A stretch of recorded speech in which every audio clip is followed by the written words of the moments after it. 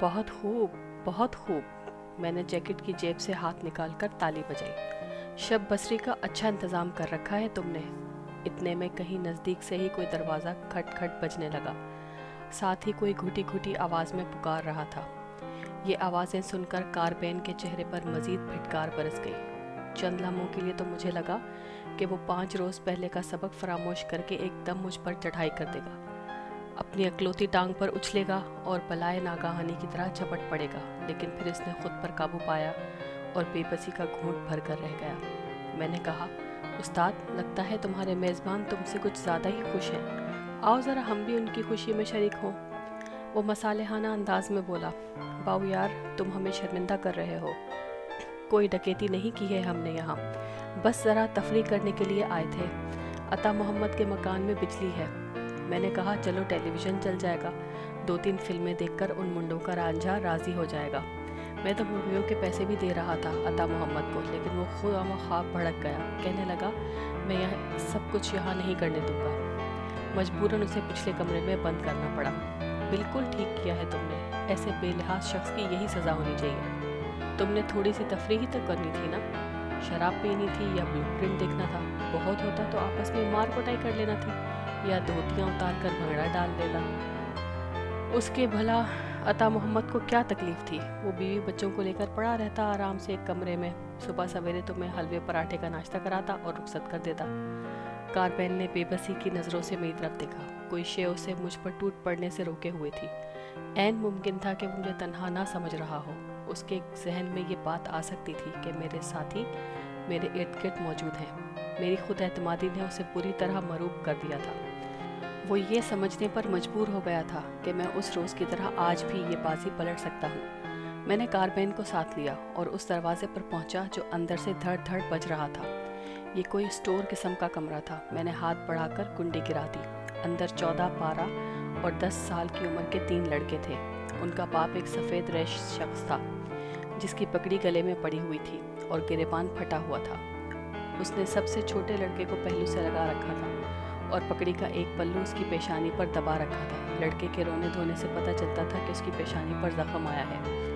مجھے دیکھ کر بوڑھے نے برہمی سے کہا، تم یہ دروازہ کھول دو اور جو حرام کاری کرنی ہے اس کمرے میں کرتے رہو، ہم تمہیں کچھ نہیں کہیں گے۔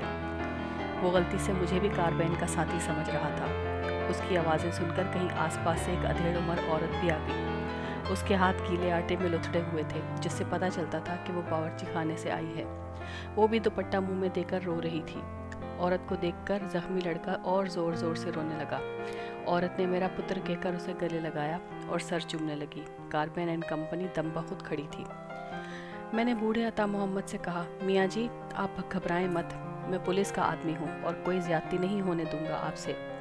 آپ اس کمرے میں آرام سے بیٹھیں، بچے کی مرہم پٹی کریں، میں ذرا ان ماں کے شیروں سے 2 باتیں کر لوں۔ پولیس والی ہوائی میں نے یوں ہی چھوڑ دی تھی، لیکن اس ہوائی کی روشنی نے اہل خانہ کے چہروں کو منور کر دیا۔ دوسری طرف کاربین اینڈ کمپنی، جن کے چہرے پہلے ہی تاریک تھے، اور تاریک ہو گئے۔ میں کاربین کو ساتھ لے کر پہلے والے کمرے میں آ گیا۔ اس کے ساتھیوں کو میں نے باہر ہی رکنے کا اشارہ کیا۔ تنہائی پا کر کاربین نے اپنی رہی سہی اکڑفوں کو بھی خیر بات کہہ دیا۔ عاجزی سے بولا، باؤ یار، تو پولیس والا ہے یا نہیں، لیکن میں تجھے عزت کی جگہ ہی سمجھ رہا ہوں۔ میں نے تجھے یار کہا ہے، اور کاربین جسے ایک بار یار کہہ دیتا ہے اس کے پاؤں کی جوتی ہو جاتا ہے۔ برے کی ماں کا سریا ہو تم، میں نے بلا جھجک کہا۔ تم صرف ڈنڈے کو پوجنے والے بہن بدماش ہو۔ اپنی کتی زبان سے یار اور یاری جیسے لفظوں کو ناپاک نہ کرو، صرف یہ بتاؤ کہ یہاں کیا کرنے آئے تھے۔ میں نے اسے بری طرح ذلیل کرنے پر تلا ہوا تھا۔ وہ زہر کا گھونٹ بھر کر بولا، میں نے تمہیں حقیقت بتا دی ہے، اس گھر میں رکھا ہی کیا ہے جو ہم چھیننے آتے۔ یقین نہیں تو خود چل پھر کر دیکھ لو، صرف رات گزارنے آئے تھے، صبح ہوتے ہی چلے جانا تھا۔ اب تم ناراض ہوتے ہو تو ابھی دفان ہو جاتے ہیں۔ وہ تمہارا باوا وہ کہاں ہے؟ میں نے رعب سے پوچھا۔ وہ تو لاہور گیا ہوا ہے، اپنے بڑے پیر صاحب کے پاس۔ کاربین اب میری گالیاں بھی آسانی سے ہضم کر رہا تھا۔ میں نے انگلی اٹھا کر کہا، دیکھو، اس بہن کے ویر کو سمجھا دو، اگر پھر اس نے شہامت کے گھر کی طرف آنکھ بھی اٹھائی تو وہی چمٹا گرم کر کے اس کی آنکھوں میں گھسا دوں گا۔ سمجھ رہے ہو نا میری بات؟ کاربین کا سر بے اختیار اس بات میں ہل گیا۔ غالباً سر کی اس حرکت پر اسے بھی بعد میں کئی ہفتے شرمندگی رہی ہوگی۔ میں کاربین کو ذلیل تو کر رہا تھا لیکن ساتھ ساتھ ڈر بھی رہا تھا۔ مجھے خدشہ تھا کہ کہیں وہ حد نہ گزر جائے جس کے گزرنے پر مریر کتا بھی دانت چپکانے لگتا ہے۔ اتنے میں دروازے پر بوڑھے عطا محمد کی صورت نظر آئی۔ وہ روحان سی آواز میں بولا، انسپکٹر صاحب 2 منٹ کے لیے میری بات بھی سن لیجئے۔ بغیر کسی لکھت پڑھت کے بوڑھے عطا محمد نے مجھے انسپکٹر مان لیا تھا۔ جی فرماؤ میاں جی، میں نے دروازے میں آتے ہوئے کہا۔ عطا محمد مجھے اپنے پیچھے پچھلے کمرے میں لے آیا۔ پھر یہاں بھی تسلی نہیں ہوئی تو وہ اس کمرے میں آ گیا جسے کھانا پکانے کے لیے استعمال کیا جاتا تھا۔ یہاں چولہے پر دیگچی چڑھی ہوئی تھی اور ایک بڑی پرات میں آٹا گوندھ رکھا تھا۔ دیگچے کے پاس ہی مرغی کا دھلا ہوا گوشت رکھا تھا۔ یہ سارے شب بسری کے انتظامات تھے جو کاربین کمپنی نے اہل خانہ سے زبردستی کروائے تھے اور اب جو میری وجہ سے درہم برہم ہو گئے تھے۔ عطا محمد نے کہا، انسپکٹر صاحب آپ اکیلے تو نہیں ہے نا؟ میرا مطلب ہے یہ بڑا خطرناک بدماش ہے۔ 10-15 بندے آپ کے ساتھ ہوں تو پھر ہاتھ ڈالیں اس پر۔ میں نے کہا، یہ میرا کام ہے عطا محمد، تم فکر مت کرو۔ باقی ان لوگوں نے تم سے کچھ چھینا تو نہیں ہے؟ نہیں جی، ہمارے پاس کیا ہے چھنوانے کو، عطا محمد نے سادگی سے کہا۔ لیکن آپ اس معاملے کو معمولی نہ سمجھیں۔ یہ حرامزادے آج چلے بھی گئے تو پھر آ جائیں گے۔ یہ نہ آئے تو کوئی اور آ جائے گا۔ مجھے پکا یقین ہے کہ ایسا ہوگا۔ کیا مطلب؟ میں نے پوچھا۔ عطا محمد نے مجھ سے جوابی سوال کیا۔ اس بیساکھیوں والے نے کیا بتایا ہے آپ کو؟ کچھ نہیں، کہہ رہا تھا ہم یہاں رات گزارنے کے لیے آئے ہیں۔ تم لوگوں نے بات نہیں مانی تو تمہیں کمرے میں بند کر دیا۔ عطا محمد کے چہرے پر لکیروں کا جال تھا۔ مجھے اس کی آنکھوں میں تشویش اور سوچ کی گہری پرچھائیاں نظر آ رہی تھیں۔ وہ بولا، پتر جی، یہ اتنی سی بات نہیں ہے، یہ کوئی بہت گہرا چکر ہے۔ دراصل کچھ لوگ ہمیں اس مکان سے بے دخل کرنا چاہتے ہیں۔ وہ چاہتے ہیں کہ ہم یہ مکان بیچ کر چھوڑ کر چلے جائیں۔ میں نے عطا محمد کے لہجے سے متاثر ہو کر پوچھا، کیا اس سے پہلے بھی کوئی ایسی بات ہوئی ہے؟ ہوئی ہے پتر جی، اسی لیے تو کہہ رہا ہوں کہ ایک دفعہ نہیں کئی دفعہ ہوئی ہے۔ کیا مطلب؟ کیا پہلے بھی یہ مستنڈے یہاں آتے رہتے تھے؟ نہیں، یہ اٹھیر تو انہوں نے پہلی دفعہ مچایا ہے۔ اس سے پہلے دھمکیاں دیتے رہے ہیں اور دابے شابے مارتے رہے ہیں۔ ادھر ملک رؤوف ہے، متراں والی گاؤں والا، اسی کی حویلی ہے یہ۔ آلے دوالے کی زمین بھی اسی کی ہے۔ ہم ادھر داروغہ والے گھر سے گھر بار چھوڑ کر آئے ہیں۔ بس دشمنی چل رہی تھی شریکوں سے، بڑا لڑکا اسی دشمنی کی آگ میں مر گیا۔ اب یہ جوان لڑکیاں تھیں گھر میں اور میں بوڑھی جان، نہ کوئی بازو نہ سہارا۔ میں نے سوچا کل کلاں کو کچھ ہو گیا تو کیا کروں گا؟ کس کے ہاتھ پر اپنی عزت کا لہو تلاش کرتا پھروں گا؟ چپ چاپ زمین اور حویلی بیچی اور کان لپیٹ کر یہاں آ گیا۔ کاشتکاری کے سوا کاشتکار اور کیا کر سکتا ہے؟ میں نے بھی یہی کچھ کرنا تھا۔ یہاں 5-6 کھیت ملک رؤوف سے لے لیے اور کام شروع کر دیا۔ ایک پرانا سا ٹریکٹر بھی لے لیا تھا، مگر وہ تھوڑے دن پہلے بیٹیوں کی شادی پر بیچنا پڑا۔ یہ حویلی بھی زمین کے ساتھ ہی ملی تھی۔ ابھی کچھ روپیہ دینا ہے اس کے اینٹ گارے کا۔ سوچتا ہوں آڑے تاڑے سے 4 سال اور گزر جائیں، وٹا پتر اپنے منہ سر ہو جائے تو میرے گردے مردے میں بھی جان پڑ جائے۔ لیکن یہ تو تبھی ہے کہ سر چھپانے کو جگہ ملی رہے اور کسی طرح دال روٹی چلتی رہے۔ میں نے کہا، کون نکالنا چاہتا ہے آپ کو اس مکان سے؟ کہیں یہ وہی پچھلی دشمنی تو نہیں؟ عطا محمد بولا، پتہ نہیں پتر جی، شاید قسمت میں ہی چکر ہے۔ لگتا ہے کچھ لوگ ملک رؤوف کے پیچھے پڑے ہوئے ہیں کہ وہ جیسے بھی ہو وہ ہم سے یہ مکان خالی کرائے۔ پہلے تو وہ منہ زبانی کہتا تھا، پھر دھمکیاں دینے لگا۔ میری بیٹیوں کی شادی تھی۔ گاؤں کے سیانوں نے کہا کہ وہ کم از کم شادی تک چین سے بیٹھے۔ شادی کے تیسرے چوتھے دن ہی کوئی شخص ہمارے گھر گھس آیا۔ ایک پالتو کتا تھا، یہ شیر جیسا۔ اللہ بخشے میرے بڑے پتر کی نشانی۔ پتہ نہیں اس شخص نے اسے کیا کچھ کھلا دیا یا کیا کر دیا۔ صبح اس کی لاش دیکھی تو میرے بچے دھاڑے مار مار کر رونے لگے۔ پھر ایک دن پچھلے ہاتھ سے کوئی ساری سبزی توڑ کر لے گیا۔ اس سے اگلے دن وہ رسا گیروں نے گھر میں گھسنے کی کوشش کی۔ شکر ہے میری نظر پڑ گئی تو میں نے 2 ہوائی فائر کر کے نکالے تو وہ بھاگ گئے۔ میں نے کہا، تمہارا مطلب ہے کہ یہ وہ لوگ ہیں جو تمہیں ڈرانے دھمکانے کی کوشش کر رہے ہیں؟ بالکل جناب، مجھے پکا یقین ہے یہ بندے بھی ملک رؤوف نے بھیجے ہوں گے۔ ہر صورت اس حویلی کو خالی کرانا چاہتا ہے۔ میں نے کہا، ابھی تم کہہ رہے تھے کہ ملک رؤوف کو کوئی دوسرا مجبور کر رہا ہے۔ یہی مطلب ہے میرا جی۔ ملک کو حویلی کی ضرورت ہوتی تو وہ 6 مہینے پہلے بیچتا ہی کیوں؟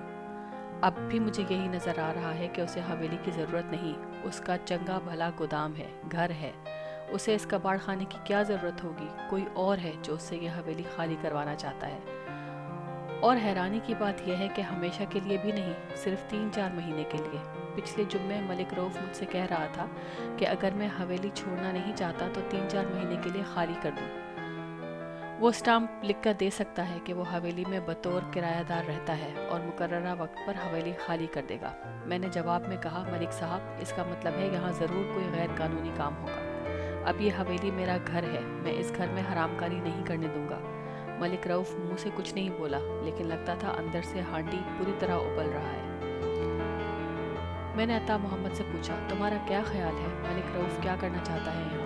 बूढ़े के चेहरे पर एक बार फिर सनसनी के आसार नजर आए। उसकी आंखों में तशवीश और उलझन इस तरह यकजा हो गई कि एक को दूसरी से जुदा करना मुश्किल था। उसने एक नज़र खिड़की से बाहर देखा। उस्ताद कारबैन और उसके गुरके कमरा खाली कर रहे थे। अता मोहम्मद का बड़ा लड़का उनके सरहाने खड़ा निगरानी कर रहा था। अता मोहम्मद ने कहा, आप किस थाने से हैं जी? यह गैर मुतवक्को सवाल था। मैं सटपटाया, लेकिन फ़ौरन संभल गया। मैं शाहपुर से आया हूँ, SHO हूँ वहाँ का। SHO तो वड्डा थानेदार होता है ना? वड्डी तो अल्लाह की ज़ात है बाबे, बस आप मुझे थानेदार कह सकते हैं। अता मोहम्मद ने अपनी दबी हुई आवाज़ कुछ और दबाई। ऐसा करते हुए उसके लहजे में खुद ब खुद एक लर्जिश सी आ गई। कहने लगा, मुझे लगता है यहाँ कोई बहुत बड़ा वड्डा चक्कर चलने वाला है, बहुत ही वड्डा और डोंगा। अंदर ही अंदर कोई डरावनी साजिश हो रही है यहाँ। एक लम्हे के तवक्कुफ के बाद वो बोला, कोई 3 महीने पहले की बात है। एक रोज़ मलिक रऊफ़ 2 अनजान बंदों के साथ मेरे घर आया। ये दोनों शहरी बाबू थे, काफ़ी ऊंचे लंबे और सेहतमंद। उनमें से एक ने गले में कैमरा डाल रखा था। मलिक रऊफ़ ने कहा कि ये इसके दोस्त हैं, शहर से आए हैं। उन्हें गांव के पुराने डेरों और हवेलियों की तस्वीरें लेने का शौक़ है। ये हवेली की तस्वीरें वगैरह लेना चाहते हैं। उस वक्त मुझे मलिक रऊफ़ ने हवेली खाली करने के लिए धमकियाँ वगैरह देना शुरू नहीं की थी। मैंने इन तीनों को जी आयानो कहा और हवेली में ले आया। वो सामने वाले बड़े कमरे में बिठाया। मलिक रऊफ़ ने कहा कि मेहमान मकई की रोटी खाना चाहते हैं। मैंने कहा कि मैं अभी पकवा कर लाता हूँ। मैंने घरवाली को आटा गूंदने का कहा। मुझे शक था कि मलिक रऊफ़ मुझसे हवेली इसलिए खाली करा रहा है कि उन लोगों को बेचना चाहता है। छुप कर किसी की बात सुनना गुनाह है, लेकिन मैं शक के हाथों मजबूर होकर बड़े कमरे की तरफ चला गया। दरवाजे से कान लगाकर मैंने सुना। कैमरे वाला बाबू, जिसका नाम नासिर था, मलिक रऊफ़ से कह रहा था कि गाड़ी में कोई शय रह गई है, वो ले आए। पता नहीं कोई सेल वगैरह थे जो उन्होंने कैमरे में डालने थे। मलिक रऊफ़ अच्छा साहब कहकर निकल गया तो वो दोनों बंदे एकदम चौकस हो गए। सबसे पहले वो इस दरवाजे की तरफ आए जिसके पीछे मैं खड़ा था। उन्होंने बगैर आवाज़ पैदा किए अंदर से कुंडी चढ़ा दी। फिर वो बड़ी तेज़ी से कमरे की दीवारें देखने लगे। मैं उनकी सूरतें देख देख कर हैरान हो रहा था। लगता था वो इस कमरे में पहले भी आए हैं और यहाँ कोई ख़ास निशानी ढूंढ रहे हैं। वो पागलों की तरह दीवारों पर हाथ फेरते रहे, फिर छत को घूरने लगे। तब वो दरवाजे के पास जा खड़े हुए। नासिर ने कहा, यही है? दूसरे ने कहा, हाँ यही है, बिल्कुल यही है। नासिर के चेहरे पर खौफ सा नजर आने लगा। बोला, यार मुझे तो डर लग रहा है। दूसरा हंसकर बोला, डरे वो जो मरेंगे, जिनकी लाशें सड़कों पर तड़पेंगी और मुर्दा खानों में अकड़ेंगी। हमें तुम्हें क्या डरना? नासिर ने कहा, यार आहिस्ता बोलो, दीवारों के भी कान होते हैं। दूसरे ने कहा, गाँव में नहीं होते, बड़े बादशाह लोग होते हैं ये, सुनकर भी कुछ नहीं सुनते। वो लतीफ़ा सुना है तुमने? उतने में बरामदे की तरफ से आहट हुई। मलिक रऊफ़ वापस आ रहा था। वो दोनों ठिठक कर चुप हो गए। नासिर ने जल्दी से अंदरूनी दरवाजे की कुंडी उतार दी और अपनी जगह यूं बैठ गया जैसे यहाँ से हिला ही नहीं था। मैं बावर्ची खाने में वापस आ गया। मेरी बेटियों ने मेरा उड़ा हुआ रंग देखकर पूछा, क्या हुआ है अब्बा? मैंने कहा, कुछ नहीं। मुझे समझ नहीं आ रही थी कि मैंने क्या देखा, क्या सुना है और इसका क्या मतलब है। डरें वो जिनकी लाशें सड़कों पर तड़पेंगी और मुर्दा खानों में अकड़ेंगी। वो दोनों शहरी बाबू तो थोड़ी देर रुके और तस्वीरें वगैरह उतार कर वापस चले गए, लेकिन मुझे सोचों के डोंगे समंदर में फेंक गए। पता नहीं वो क्या बात कर गए थे। 4-5 रोज ठहर कर मैंने सब कुछ रब तवक्कुली छोड़ दिया। बस इतना किया कि इस कमरे को ताला लगा दिया जिसमें वो दोनों बाबू कुछ ढूंढते फिर रहे थे। आपने बरामदे के पास वो ताले वाला कमरा देखा ही होगा। उस दिन से आज तक वो इसी तरह बंद है। میں تو اللہ کی ذات پر بھروسہ رکھنے والا بندہ ہوں جی، جب تک وہ سونا رب نہ چاہے کوئی چور یا ڈاکو جن آسیب بندے کا کچھ نہیں بگاڑ سکتا۔ جنوں اللہ رکھے انہوں کون چکھے۔ پچھلے دنوں ایک اللہ والے سے 2 تعویذ کرا کے میں نے دروازے سے باندھ دیے تھے۔ جہاں اللہ کا نام ہو وہاں خیر ہی خیر ہوتی ہے۔ بوڑھے عطا محمد کی باتیں مجھے اپنے ساتھ بہا کر کہیں سے کہیں لے جا رہی تھیں۔ اگر اس کی باتیں درست تھیں اور ملک رؤوف اسے حویلی سے نکالنے کی کوشش کر رہا تھا تو یہ چکر واقعی گہرا ہوتا جا رہا تھا۔ میرا دھیان کاربین اور کاربین کے باوے کی طرف جا رہا تھا۔ باوا آغا قادر زماں کا مخبر سمجھا جاتا تھا، اور یہ علاقہ آغا قادر زماں کی جاگیر سے زیادہ دور بھی نہیں تھا۔ کہیں ایسا تو نہیں تھا کہ اس معاملے کا تعلق بھی براہ راست آغا قادر زماں سے ہو۔ آغا قادر زماں برائی کا درخت تھا جس سے جرائم کی بے شمار شاخیں پھوٹتی تھی۔ یہ درخت اتنا گھنا تھا کہ اس کے نیچے کوئی اور پودا بھی پروان چڑھ ہی نہیں سکتا تھا۔ نہ جانے کیوں میرا دل گواہی دینے لگا کہ اس خستہ حال دیہاتی مکان میں کوئی گڑبڑ ہے یا ہونے والی ہے،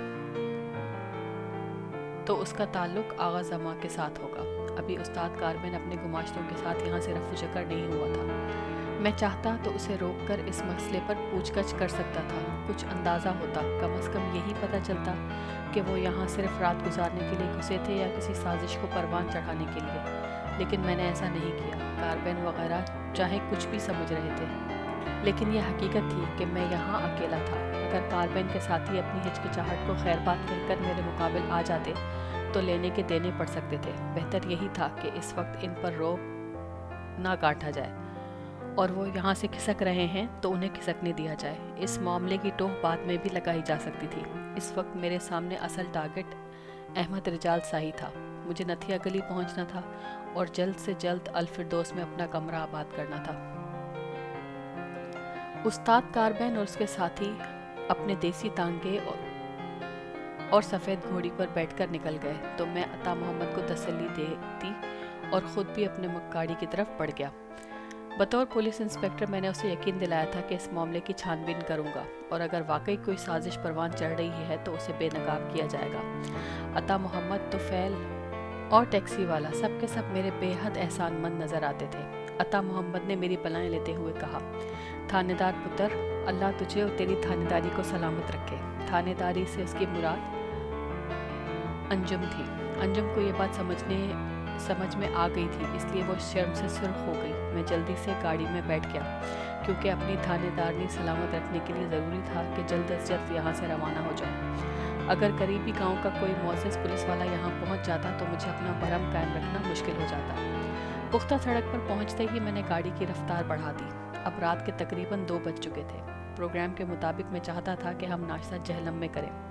جی ٹی روڈ کے کنارے واقع ایک ہوٹل اس کام کے لیے نہایت مناسب تھا۔ عطا محمد والے چکر میں ہم تقریباً 1.5 گھنٹہ لیٹ ہوئے تھے۔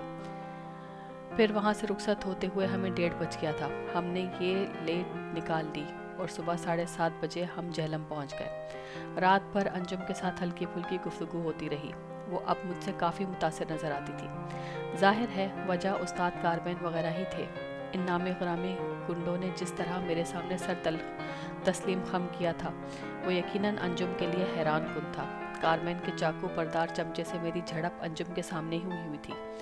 میں نے اسے سر سے اونچا کر کے پگڈنڈی پر دے مارا تھا۔ انجم کے لیے طاقت اور پھرتی کا یہ مظاہرہ مروب کن تھا اور وہ اپنی مروبیت کا اظہار بھی کر چکی تھی۔ میں نے محسوس کیا کہ انجم کے رویے میں وہ بے اعتمادی جو آغاز میں نظر آ رہی تھی خاصی حد تک کم ہو گئی تھی۔ وہ میری باتوں پر بھروسہ کرنے لگی ہے اور اس کے ساتھ اس کے سینے میں امید کی ایک ننھی سی کرن بھی روشن ہو رہی ہے۔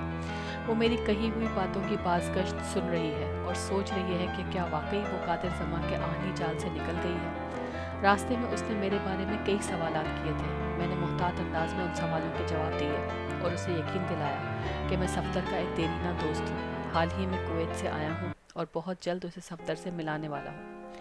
جہلم کے اس ہوٹل کا پرسکون ماحول انجم کو بھی پسند آیا۔ نیم گرم پانی سے منہ دھو کر وہ خاصی فریش نظر آ رہی تھی اور ریشمی دوپٹہ اور وی گلے کا ہم رنگ سویٹر اس کی صاف رنگت پر خوب جچ رہا تھا۔ بوائے کٹ بال کم لڑکیوں کے چہرے پر اتنے اچھے نظر آتے ہیں۔ وہ اونچی ایڑی کی جوتی پر نزاکت سے چلتی میری طرف آئی تو میں صفدر کے انتخاب کا معترف ہو گیا۔ میں نے محسوس کیا کہ پنڈلی کے زخم کی وجہ سے انجم کی چال میں بھی ابھی تک ہلکی سی لنگڑاہٹ ہے، لیکن یہ لنگڑاہٹ ایسی نہیں ہے کہ عام شخص کو اپنی طرف متوجہ کرتی۔ زیادہ سے زیادہ یہی سمجھا جا سکتا تھا کہ ایک پاؤں کی جوتی تھوڑا سا کاٹ رہی ہے۔ ناشتے کے دوران اور بعد میں ہمارے درمیان مسلسل ہلکی پھلکی گفتگو ہوتی رہی۔ اس گفتگو نے انجم کو میری ذات پر مزید اعتماد بخشا۔ تھوڑی دیر بعد جب ہم دوبارہ سفر شروع کیا تو ماحول اس امر کے لیے سازگار تھا کہ میں انجم سے وہ حالات پوچھوں جن سے وہ اغوا ہونے کے بعد دوچار رہی ہے۔ میرے اس سوال کا جواب انجم کے لیے بہت کٹھن تھا، لیکن وہ اس کٹھنائی پر قابو پانے کے لیے تیار ہو چکی تھی۔ بہت آہستہ روی سے ہی صحیح، لیکن آغا قادر زماں کا سحر اس پر سے ٹوٹ رہا تھا۔ اس نے جھکی جھکی نظروں سے جو کچھ بتایا، اس کا باتوں سے جو میں نے نتائج اخذ کیے، اس کا خلاصہ کچھ اس طرح سے ہے۔ تقریباً 4 ماہ پہلے انجم کو گجرات سے 2 بدگماش افراد نے اغوا کیا تھا۔ یہ اس لڑکی کے بھائی تھے جسے انجم خرابی تقدیر کی باعث کٹی کبوتری کہہ بیٹھی تھی۔ انجم نے سوچا بھی نہ تھا کہ اس بات کا بتنگڑ بن جائے گا، اور بتنگڑ بھی ایسا کہ نتیجے میں وہ ایک دن اغوا ہو کر بے ضمیر لوگوں کے رحم و کرم پر ہوگی۔ انجم کو اغوا کرنے والے دونوں افراد کے نام علاء الدین اور شبیر احمد تھے۔ ان کا ایک دوست بھی تھا، لیکن انجم اس کے نام سے بے خبر تھی۔ انہوں نے انجم کو سپہر کے وقت اغوا کیا تھا۔ بے ہوشی کی حالت میں بذریعہ ٹیکسی کار وہ اسے لاہور لے گئے تھے۔ ایک فلیٹ میں لے جا کر اس کی عزت برباد کرنے کا ارادہ رکھتے تھے، مگر اس فلیٹ پر پولیس کا چھاپا پڑ گیا۔ علاء الدین اور شبیر نے بڑی افراتفری میں انجم کو پچھلی سیڑھیوں سے نیچے اتارا اور ایک کار میں ڈال کر 2 گھنٹے تک یوں ہی شہر میں گھماتے رہے۔ اس وقت انجم کی مشقیں کسی ہوئی تھیں، منہ میں کپڑا ٹھسا ہوا تھا اور وہ برقعے میں لپٹی بے چارگی کے عالم میں 2 نشستوں کے درمیانی خلا میں پڑی تھی۔ 2 گھنٹے کی اس شہر گردی کے میں علاء الدین اور شبیر نے 2-3 افراد سے ملاقات بھی کی۔ یوں لگتا تھا کہ وہ جلد از جلد انجم سے پیچھا چھڑانا چاہتے ہیں۔ رات کوئی 3 بجے وہ اسے لے کر لاہور کے بازار حسن پہنچ گئے۔ انجم اس وقت تک پوری طرح ہوش میں آ چکی تھی، لیکن بے بس تھی۔ ایک نیم تاریک گلی سے ایک پہلوان نما شخص نے اسے گود میں اٹھا کر زینے طے کیے اور ایک جھل مل کرتے خوبصورت کمرے میں لے آیا۔ یہاں بہت گوری چٹی بادامی آنکھوں والی ایک ادھیڑ عمر عورت موجود تھی۔ اس کا نام زہرا جان تھا۔ وہ مسلسل پان چبا رہی تھی اور تولنے والی نظروں سے انجم کو دیکھ رہی تھی۔ علاء الدین اور شبیر احمد اس عورت کے ساتھ ایک دوسرے کمرے میں چلے گئے اور دیر تک گفتگو کرتے رہے۔ اس دوران انجم یکبستہ فرش پر بے بسی کے عالم میں پڑی رہی۔ کوئی 2 گھنٹے بعد بادامی آنکھوں والی نائکا واپس انجم کے پاس آئی۔ وہ بڑے افسوس سے انجم کے کٹے ہوئے بالوں کو دیکھ رہی تھی۔ یہ بال علاء الدین اور شبیر نے فلیٹ میں زبردستی کاٹ دیے تھے۔ نائکا کے ساتھ چوڑے جبڑوں اور ننگے پاؤں والا پہلوان نما شخص بھی تھا۔ نائکا زہرا جان نے انجم کا منہ اور سر چوما اور پہلوان سے اس کی رسیاں کھلوائیں۔ وہ علاء الدین اور شبیر کو غالبانہ سلواتیں سنا رہی تھی کہ انہوں نے پھول سی لڑکی کو کتنی بے دردی سے جکڑ رکھا ہے۔ اس دن کے بعد وہی چوبارہ انجم کا مسکن ٹھہرا۔ پہلے چند روز وہ کچھ تڑپی مچلی پڑپڑائی، لیکن زہرا جان نے کبھی محبت سے، کبھی پیار سے اور کبھی ڈانٹ ڈپٹ سے اسے رام کر لیا۔ اس نے اپنی پیشہ ورانہ مہارت سے انجم کے دل میں یہ بات سمو دی کہ جہاں وہ آ چکی ہے وہاں سے واپس جانا ناممکن ہے۔ گویا یہ جگہ بھرے پورے لاہور میں ہے، لیکن لاہور جیسی ہر بستی سے بہت دور ہے، ہزاروں لاکھوں میل کے فاصلے پر ہے، اور انجم کا ماضی بھی اتنے ہی فاصلے پر رہ گیا ہے۔ اس کے ماں باپ، بہن بھائی، عزیز و اقارب سب لامتناہی دوریوں پر چلے گئے ہیں، اور اب ان کی بہتری اور انجم کی بھلائی اسی میں ہے کہ وہ انہیں کبھی نظر نہ آئے۔ انجم نے اپنی زندگی ختم کرنے کا سوچا، لیکن حوصلہ نہ کر سکی۔ پھر اس بے حوصلگی کی سزا اسے تبلے کی وہ دھنا دھن پر ناچنا پڑا، اپنے کومل جسم کو ربڑ کی طرح توڑنا مروڑنا پڑا، اور آنکھوں کے سارے کچے خواب نوچ کر نائکا کے اگالدان میں پھینکنے پڑے۔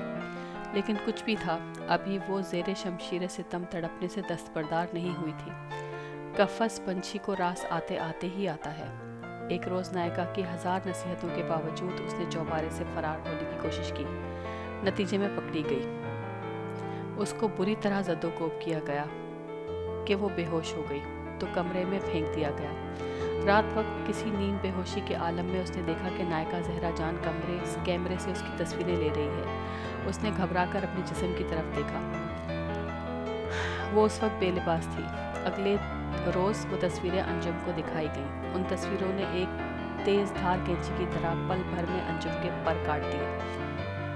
وہ سمجھ گئی کہ جب تک زندہ ہے اس بندی خانے سے نکلنے کا سوچ بھی نہیں سکتی۔ نائکا زہرا نے سرسراتی ہوئی آواز میں کہا، خدا کا شکر کرو کہ ان تصویروں میں تم تنہا ہو، اور یہی اس بات کا ثبوت بھی ہے کہ میں تمہاری بہتری چاہتی ہوں۔ تمہیں وہ اگالدان نہیں بنانا چاہتی جو تھوکنے والوں کی ٹھوکروں میں رہتا ہے۔ میں تمہیں خوشبودار گلدان کی شکل میں دیکھنا چاہتی ہوں جسے نرمی سے چھوا جاتا ہے اور سر جھکا کر سونگا جاتا ہے۔ اس چوبارے میں انجم نے 3 ماہ تک رقص کی تربیت حاصل کی۔ نائکا زہرا جان اسے کم از کم ایک وقت تک ہر خوشہ چین کی نگاہ سے دور رکھنا چاہتی تھی، لیکن ہیرے کو جتنا چھپایا جائے وہ اتنا ہی نمایاں ہوتی ہے۔ جھنگ کے پٹواری ہاتھ دھو کر انجم کے پیچھے پڑ گیا۔ وہ اسے اپنے لیے حاصل کرنا چاہتا تھا، اور یہ آقا قادر زمان تھا۔ ایک پٹواری نے نوٹوں کا ڈھیر نائکا کے سامنے رکھ دیا۔ یہ ان کی زبان میں انجم کی نت اتروائی کا معاوضہ تھا۔ ان نوٹوں میں اتنی زیادہ تپش تھی کہ نائکا زہرا جان اپنے انکار پر قابو نہ رکھ سکی۔ اسے انجم سے کیا ہوا یہ وعدہ بھی بھول گیا کہ وہ 1 برس تک اسے کسی مرد کے قریب بھی نہیں پھٹکنے دے گی۔ سب کچھ طے ہو گیا، لیکن انجم کو نہیں بتایا گیا کہ اس کی شہرک پر چھری چلائے جانے کا وقت آ گیا ہے اور جاگیردار آغا قادر زمان کے بستر حوث کی زینت بننے جا رہی ہے۔ اسے صرف اتنا بتایا گیا کہ وہ جھنگ جا رہی ہے اور دوسری لڑکیوں کے ساتھ مل کر ایک ویرائٹی شو میں رقص کرے گی۔ اس سے پہلے انجم کسی تماشائی کے سامنے نہیں ناچی تھی۔ اسے یہ مرحلہ بہت کٹھن محسوس ہو رہا تھا۔ اسے تو خبر ہی نہیں تھی کہ وہ سازوں کی لے پر نہیں، خریداروں کے اشاروں پر ناچنے جا رہی ہے، اور ایسا کیا ہوتا ہے یہ اسے ابھی معلوم نہیں تھا۔ شراب سے بند کمرہ اور بپھرا ہوا مرد، اسے کسی کے بارے میں کچھ پتہ نہیں تھا۔ انجم کو قادر زماں کی حویلی میں لایا گیا۔ یہاں آ کے معلوم ہوا کہ اس پر کیا بیتنے والی ہے، لیکن اب فرار کے سارے راستے مسدود تھے۔ چاروں طرف بلند دیواریں تھیں اور خونخوار صورتوں والے ٹھگنے پہرہ دار تھے۔ یہ جاگیردار کی جاگیر تھی، اور اس کی مملکت میں پرندہ بھی اس کی منشا کے بغیر پر نہیں مار سکتا تھا۔ انجم ایک شریف لڑکی تھی، عزت سے زندہ رہنا چاہتی تھی۔ اس میں وہ تمام اوصاف تھے جو شریف خون کا سرمایہ ہوتے ہیں، لیکن یہ بھی اٹل حقیقت تھی کہ وہ اپنی مرضی سے اور اپنی جان سے گزرنے کا حوصلہ نہیں رکھتی تھی، کم از کم اس وقت تک نہیں جب تک اسے یقین نہ ہو جاتا کہ اب تک بچاؤ کی کوئی صورت باقی نہیں رہی۔ پھر وہ شب آئی جب پاؤں میں گھنگرو باندھ کر اسے آغا قادر زمان اور اس کے معزز مہمانوں کے سامنے ناچنا پڑا۔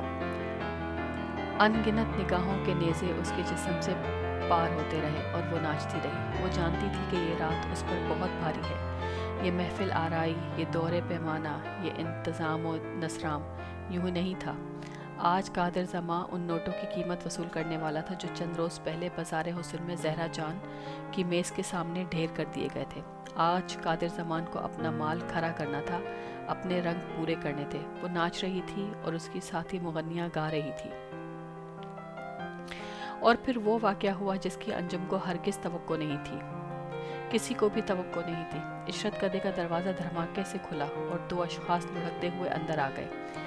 ایک شخص بھاگتا ہوا آغا قادر زمان کی طرف بڑھا، لیکن اس سے پیشتر کہ اس سے کوئی نقصان پہنچاتا، ایک ٹھگنے باڈی گارڈ نے اس کا راستہ روک لیا۔ اچانک ہی کمرے میں کوہرام سا مچ گیا، پھر دھماکہ ہوا۔ نووارد شخص کے ہاتھوں سے ایک گولی انجم کی منڈی میں لگی اور وہ چیخ کر اپنی نائکا کے سامنے قالین پر گر پڑی۔ تھوڑی ہی دیر بعد وہ بے ہوش ہو گئی۔ وہ دوبارہ اپنے حواس میں آئی تو ایک آرام دہ کمرے میں لیٹی ہوئی تھی۔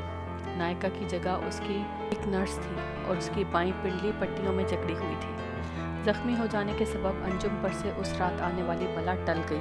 حویلی کا ڈاکٹر عبد الرحمن انجم کی دیکھ بھال کرنے لگا۔